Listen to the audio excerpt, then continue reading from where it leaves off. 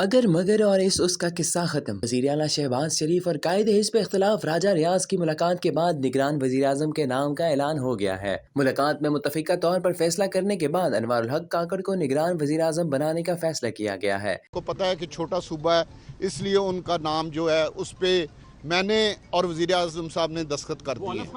اور سر حلف کب لیں گے سینیٹر انوار الحق کاکڑ صاحب؟ امید ہے کہ کل تک وہ حلف اٹھائیں گے۔ راجہ صاحب اب الیکشن میں آپ جا رہے ہیں تو کیا راجہ ریاض کا جو ٹکٹ کون سا ہوگا؟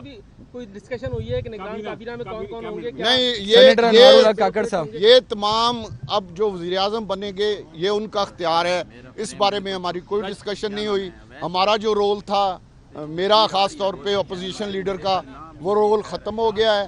میں نے اپنی طرف سے کوشش کی ہے کہ چھوٹے صوبے کا ایک ایسا آدمی جو ڈسپیوٹڈ نہ ہو، اس کا نام میں نے جو پیش کیا تھا وزیر اعظم صاحب نے اس سے اتفاق کیا۔ قائد حزب اختلاف نے دوران پریس کانفرنس انوار الحق کاکڑ کے نام کا اعلان کیا۔ انہوں نے یہ بھی کہا کہ انوار الحق کاکڑ کا نام میری طرف سے تجویز کیا گیا ہے۔ وزیر اعظم اور قائد حزب اختلاف نے مشترکہ طور پر دستخط کر کے ایڈوائس صدر پاکستان کو بھجوا دی ہے۔ انوار الحق کاکڑ بلوچستان عوامی پارٹی کے سینیٹر ہیں۔ وہ 2018 سے سینٹ کے رکن ہیں۔ انوار الحق کاکڑ بلوچستان سے جنرل نشست پر بطور آزاد امیدوار سینیٹر بنے اور انہوں نے بلوچستان عوامی پارٹی سے اشتراک کیا۔